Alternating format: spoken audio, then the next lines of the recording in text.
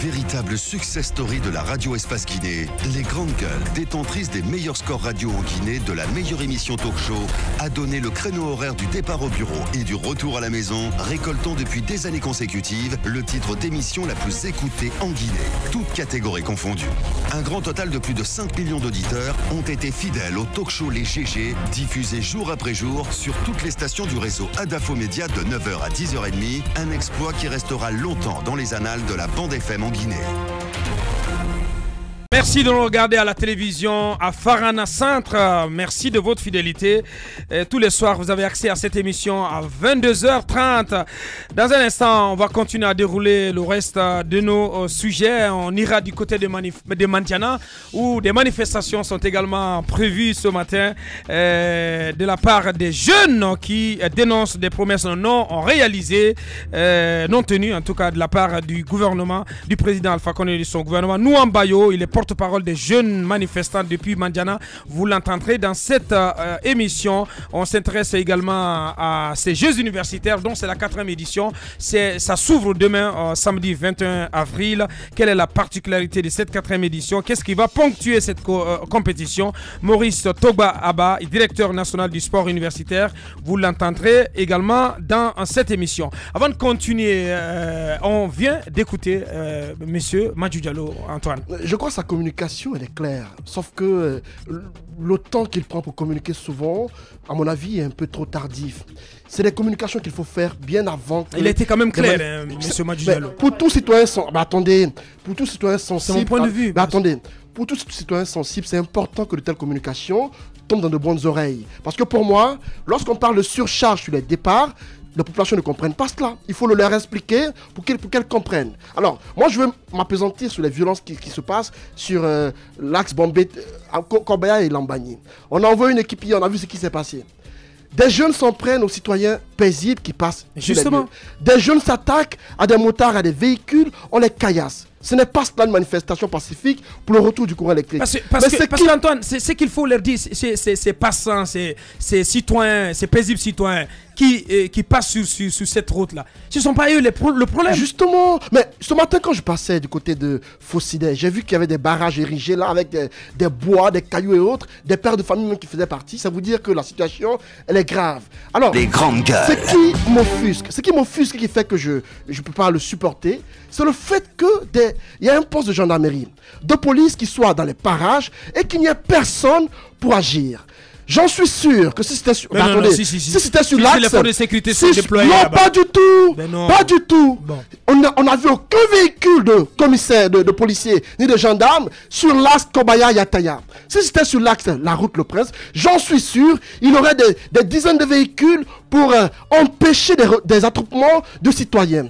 C'est important qu'on évite ce genre de situation. Lorsque des jeunes sortent pour manifester et qu'ils font de la violence, c'est important de l'empêcher. Bien. Tel qu'on le fait ailleurs, c'est important d'en faire autant sur ces axes-là. Merci Antoine. Allez-y, Basseko.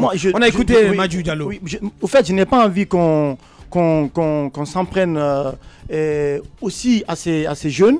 Je condamne, je le dis avec fermeté, les violences, les casses qui caractérisent ces manifestations, mais faut pas aller directement aux conséquences.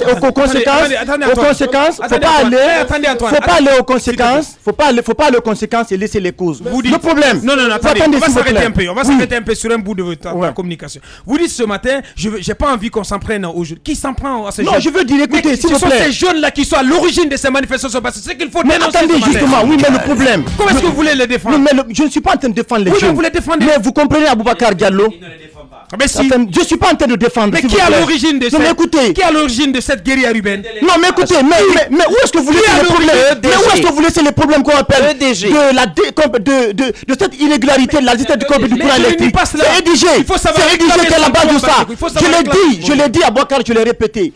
Ce que je veux dire, la communication de EDG, à mon avis, ce n'est pas une communication qui est suffisamment responsable. Ce n'est pas une communication qui, à mon avis, touche les populations. Parce que si c'est une communication responsable, c'est une communication qui est efficace, aujourd'hui, les jeunes qui sont en train de manifester entre Lambani et Kobaya devraient comprendre qu'il y a suffisamment de problèmes. Si les thèmes techniques, si les cibles ne sont pas directement touchées dans la communication, mais qu'est-ce que vous voulez? Vous voulez quoi? Je pense que, et puis il y a cette mauvaise habitude. Vous érigé en expert. Et puis il y a cette mauvaise habitude que EDG.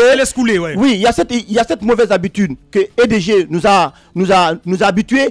Dès qu'il y a manifestation dans les quartiers, ça s'est passé du côté de Matoto ici, ça s'est passé à Dixine. Dès qu'il y a manifestation récurrente, un jour, 2 jours, eh bien c'est EDG qui ramène le courant. Donc, ça veut dire parfois que la société a la capacité, a la possibilité de fournir. Attendez s'il vous plaît, 2 fois donc à la possibilité. Aujourd'hui, il est important. Non, ça n'a pas été le cas. Il est important que de véritables communications soient faites auprès des populations pour comprendre vraiment ce qui se passe. Je suis très vert ce matin, c'est dommage. Ouais, heureusement que je porte du vert. Oui. Alors, comme M. Diallo dit qu'il communique assez dans les mosquées ou autres, moi, chaque fois que je vois une équipe des DG, c'est pour venir réclamer la facture ou installer quelqu'un quelque part. Tu n'es pas souvent à la mosquée, je te parle, il a dit mosquée, quartier. Je te parle de quartier. Je te parle pas de mosquée. Et moi, je veux m'arrêter sur un point qu'il a soulevé. Oui, qu'il a évoqué. C'est les constructions qu'il y a de l'urbanisation poussée. Ça, c'est un fait. Ça, c'est une réalité. Aujourd'hui, les gens construisent de plus en plus. Mais le problème, c'est comme quand on parle d'urbanisation. Aujourd'hui, la latitude est donnée à n'importe qui, à tout le monde, de construire où il veut, faire ce qu'il veut de son habitation, sans tenir compte. Sinon, moi, je pense que normalement, c'est une logique qu'on devrait respecter. Une telle personne veut venir construire. D'abord, ne serait-ce que du côté du ministère de l'Habitat, qu'on sait comment tu vas construire, quelles normes tu dois respecter. Et quand il s'agira de l'installation, on a un nouveau client. Voici les charges, tout ici. Mais c'est pas fait. Après, les EDG se retrouvent effectivement avec ce lot important d'habitation, mais ils ne peuvent s'en tenir qu'à eux-mêmes. Parce que du sommet à la base, justement, il y a ce manque de prévision. L'improvisation. Partout, dans tous les secteurs. Donc, effectivement, il y a surcharge. Moi, je m'arrête encore une fois au niveau de la communication. Il faut qu'on communique pour arrêter, pour éviter que de simples citoyens payent les frais de telles manifestations. Merci à vous, Mafoudi. Allez-y, Mohamed, pour terminer. Vous parlez de communication. La meilleure communication, ce n'est pas celle qui véhicule les mensonges, c'est plutôt celle qui amène l'autre, le public cible, à avoir une meilleure compréhension des sujets. Qu'on ne nous rabâche pas les oreilles ici. Quand on nous dit que dans les quartiers, les gens sont... Écoutez, vous et moi, nous sommes tous dans cette zone de Lambagné et autres, là, on connaît. Vous avez déjà vu des équipes de sensibilisation venant de la part de DG dans les concessions. Attendez, écoute, tu n'es pas le chargé de com. Non, pas de DG, moi j'en ai vu. Bien, la suite. Radio Espace, les grandes gueules. Leur spécialité, c'est la démesure totale. Tant qu'ils ne changeront pas, nous ne changerons pas non plus. Les grandes gueules, à suivre tous les jours sur la radio d'opinion. Radio Espace. Tous les soirs à 18h, vous avez rendez-vous avec cette émission sur 99.4 dans la zone spéciale de Conakry Suite FM. Vous nous écoutez à la radio à Gekedou, à Massentan, à Lola, à Yomu, à Zérékoré sur 99.7. Espace forêt, donc à retrouver désormais donc dans toute la forêt. Merci de votre fidélité. On va s'intéresser d'une minute à l'autre donc à ces manifestations qui sont annoncées ce matin donc du côté de Mandiana. Dans un instant, monsieur, Nouambayo, il est le porte-parole des jeunes manifestants du côté de Mandiana. Vous allez l'entendre dans cette émission. On s'intéresse aussi au comité de suivi, l'opposition républicaine qui menace de se retirer. On essaye donc de comprendre dans la deuxième partie avec éventuellement donc des politiques qui vont prendre la parole sur cette antenne. À ne pas oublier aussi le coup d'envoi demain samedi 21 avril de la 4e édition des Jeux universitaires. 20 institutions d'enseignement supérieur publiques et privées vont y prendre part. Pour en savoir davantage, Maurice Saba, il est le directeur national du sport universitaire. Vous l'entendrez dans la deuxième partie de cette émission. Est-ce que on part du côté de Mandiana? Bassekou, c'est vous qui avez préparé ce sujet. Bien, manifestation encore à nouveau, plutôt à nouveau ce matin à Mandiana, Bassekou. Effectivement, de nouvelles marches pacifiques ce matin dans la préfecture de Mandiana, qui est située à plus de 600 km de Conakry. Oui. Des jeunes, vous le savez, la semaine dernière, étaient encore dans les rues pour réclamer au chef de l'État le respect, la tenue de toutes les promesses qui ont été annoncées lors de son dernier passage là-bas. Ces jeunes réclament entre autres l'achèvement des travaux de la grande mosquée qui date de plus de 5 ans. Ouais. Ensuite, on demande l'achèvement des travaux de la maison des jeunes qui reste inachevée. Oui. Et aujourd'hui, c'est la route Kankan-Mandiana où on apprend qu'il n'y a que 17 km seulement de bitume réalisé sur plus de 85 sur 100. Et donc, mais tout cela a été motivé par le fait que la ministre des Travaux publics, vous le savez récemment, était du côté de Mandiana pour annoncer bientôt une étude. une étude de faisabilité pour les 3 ponts. Pour les 3 ponts sur le fleuve Sangarani. Et donc, les sages de la localité se sont retrouvés pour clairement indiquer la position de la population par rapport aux engagements qui ont été pris par le chef de l'État. D'accord, les ponts, mais il faut faire la route. Oui, aujourd'hui, alors la manifestation, on apprend, a déjà commencé. Aboubakar Diallo, cette manifestation donc est partie de Mandiana 1, c'est ce qu'on a appris, pour aller jusqu'en banlieue, donc du côté de Oudiala, ensuite pour venir vers le marché et s'achever devant la préfecture où un discours va être tenu devant les autorités administratives. Bien. Il faut dire que ces manifestations du côté de Mandiana sont devenues assez récurrentes. Je pense que le pouvoir doit avoir une oreille assez attentive par rapport aux préoccupations qui sont exprimées par les populations à la base. Parce qu'au-delà de ces réclamations, c'est un problème de développement qui est posé. Et aujourd'hui, c'est une préfecture qui est complètement enclavée. Et beaucoup de projets aujourd'hui ne peuvent pas y arriver à Mandiana parce que tout simplement, il n'y a pas de route. Parce que tout simplement, il n'y a pas de route à Boubacar Diallo. Parce que là, je vous apprends, cette dame, la ministre des Travaux publics, elle a le contrat. Elle se promène avec le contrat, mais elle refuse de signer. Alors qu'il y a une entreprise qui est prête à mettre tout l'argent, à préfinancer. Et qui était sur le coup. Qu'est-ce qu'on a fait? C'est extraordinaire. Allez-y, Antoine. Si j'apprends qu'à Mandiana, le président Akafo a marqué, c'est très grave. Parce que c'est quand même un grand fief. Hein. Ce fief qui, tout le temps, a voté plus de 90% pour le RPG Arc-en-Ciel, si aujourd'hui on apprend que les promesses faites par le président ne sont pas respectées, c'est très grave. Et ça peut être source de sanctions pour les prochaines élections, parce que pour moi, lorsqu'une population se lève comme un seul homme pour voter pour vous, c'est important que vous le lui redonniez, c'est important de le lui reconnaître, mais lorsque très souvent on constate que le président fait des promesses et après ce n'est pas respecté, je me pose des questions. Il y a eu la fête de l'indépendance à Cancan. On nous a appris que la plupart des préfectures qui relèvent de la Haute-Guinée seront dotées en infrastructure, mais je ne comprends pas pourquoi Mandiana se révolte. Pourquoi est-ce qu'il y a révolte? C'est que les choses dites n'ont pas été faites. Et pour moi, c'est important que le président sorte des discours politiques. Parce qu'encore une fois, hier, on l'a entendu dans ses déclarations. Il fait des attaques contre l'opposition encore une fois. Ce qui pour moi est en train de mettre à l'eau l'accord trouvé avec Seydou Diallo récemment. Le président est encore dans sa position, dans sa posture d'opposant, à tout le temps prendre pour responsable les opposants. Pour le cas de Mandiana, c'est important que le chef de l'État arrête souvent ses discours politiques et fasse du concret. Les promesses populistes. Lorsqu'on est à 2 ans de la fin de son dernier mandat et qu'on veuille tout faire à la fois, on veut lancer des travaux de reconstruction de routes Koya jusqu'à Dabola, ensuite de pose de première pierre d'autres infrastructures, alors qu'on n'a que 2 ans, j'estime qu'il y a des choses que cela cache. Parce qu'hier, je reviens sur ce discours d'Alpha Condé, Antoine, mais attendez, vous ne pouvez pas quand même l'empêcher Alpha Condé a dit une chose hier, d'être dans l'action avant la fin Alpha de son a dit une chose hier qui a échappé peut-être aux Guinéens. Lorsque le président dit que il y a eu 2011, 2012, où il y a eu beaucoup de manifestations durant ces 7 ans de mandat, et que ça lui reste combien de temps? Ça cache quoi? Ça me rappelle le temps Gbagbo, lorsqu'en 2002 il y a eu la rébellion en Côte d'Ivoire, lorsque ça a éclaté, Laurent Gbagbo a dit qu'on l'a pas permis de bien gouverner. Ça fait qu'il a non seulement prolongé son mandat sans qu'il y ait d'élection, il y a eu 5 ans sans élection. On est allé jusqu'en 2010 pour avoir une élection en Côte d'Ivoire. Et donc, à mon avis, ce discours du président doit cacher des choses. C'est important qu'on essaie de lire entre les lignes. Antoine, allez-y, Mafoudia. Présidentielle en Guinée, qu'il y ait plus de sérieux de la part de tout le monde, de la société civile, des médias. Parce que vous voyez ces promesses qui ne finissent jamais. Un candidat qui vient, qui veut promettre à toutes les régions, alors qu'il n'a que 5 ans ou au plus moins de 3 ans. Moins de 3 ans. Non, je veux parler du mandat en global. Il y a un premier mandat de 5 ans, et il y a un deuxième avec un peu de chance de 5 ans, donc ça lui fait 10 ans. Mais en 10 ans, est-ce que lui, un chef de l'État est à mesure de donner le bonheur, si on veut, à suffisance à tous les Guinéens? Il peut poser des actes. Qu'est-ce que tu appelles acte? Ce que je veux dire. Écoute-moi. On peut faire beaucoup de choses. Écoute-moi. Écoute-moi. Je pense qu'on ne peut pas jeter de la pierre à un chef de l'État. On peut jeter de la pierre lorsqu'on promet partout. Non. Non, il faut pas. Le problème, c'est l'écart. C'est le fossé entre les ambitions. Il faut être cadré. C'est ce que je dis. Il faut être cadré.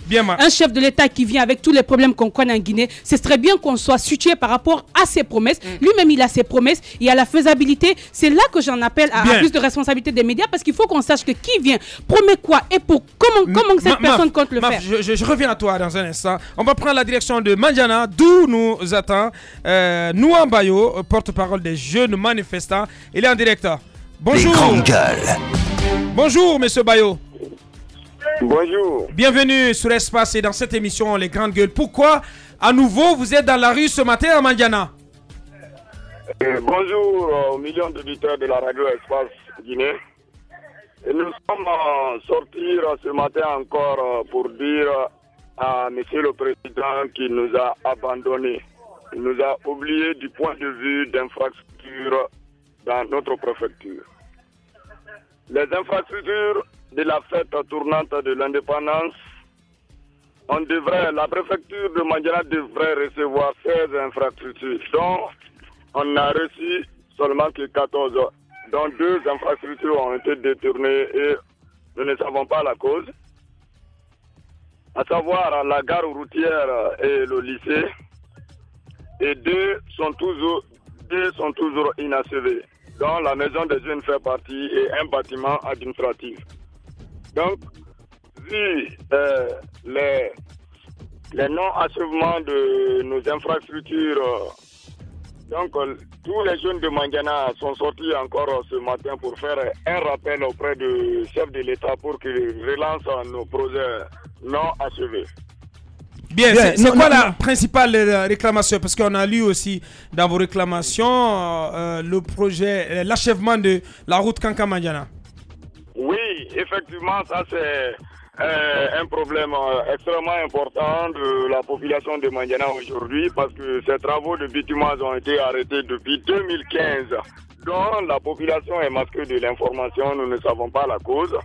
Il y a également la grande mosquée qui est en chantier depuis 6 ans, qui est abandonnée. Et donc, nous sommes sortis vraiment pour dire au gouvernement et le président Alpha Condé de relancer les projets non achevés dans la préfecture de Mandiana. Nouan Bayo, question. Cette dernière question pour vous. On savait très bien, après le passage de la ministre des TP à Mandiana, une commission, on apprend, avait été mise sur pied pour essayer de travailler avec la notabilité et le ministère des Travaux publics pour rencontrer le chef de l'État, pour exprimer clairement les griefs, vos revendications. Qu'en est-il exactement? Oui, et son passage à Mandiana n'a été qu'une provocation parce que quand elle est venue à Mandiana, tout ce qu'elle a dit, on n'a pas pris en compte. Parce que depuis l'avènement du RPG jusqu'à de nos jours, c'est des promesses. Donc nous ne voulons plus les promesses maintenant, nous voulons la concrétisation de nos projets. Donc c'est pourquoi ce matin nous sommes sortis encore. Et tant que nos points de réclamation ne sont pas pris en compte par le chef d'État lui-même, nous allons continuer nos réclamations pacifiquement jusqu'en 2020. Bien. Nouan Bayo, porte-parole des jeunes du côté de Mandiana, donc les jeunes qui sont à nouveau dans la rue ce vendredi pour réclamer la tenue donc, des promesses faites par l'exécutif. Merci à vous, monsieur Nouan Bayo. Merci d'avoir répondu à nos questions depuis Mandiana. 2 petites réactions avant de terminer. Est-ce qu'il y a les promoteurs du 3e mandat qui commencent à s'agiter? On voit sur les différents forums, sur la toile, mais aussi sur d'autres plateformes. Ça commence à aller dans tous les sens. En 2020, le peuple de Guinée demandera un 3e mandat pour le président professeur Alpha Condé. Le progrès en marche. Ibrahima Souri Cissé à la carrière centrale. Ça me fait sourire tout ça. Voilà, il s'abrite derrière des faux identifiants.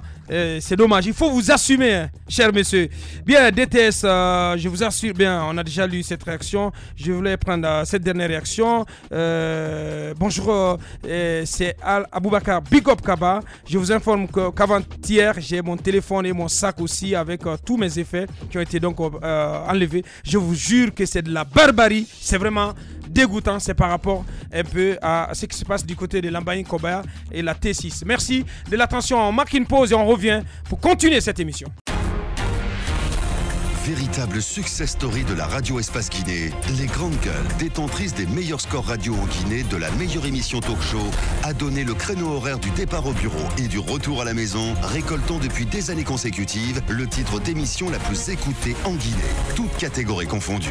Un grand total de plus de 5 millions d'auditeurs ont été fidèles au talk show Les GG, diffusé jour après jour sur toutes les stations du réseau Adafo Média de 9h à 10h30, un exploit qui restera longtemps dans les annales de la bande FM en Guinée.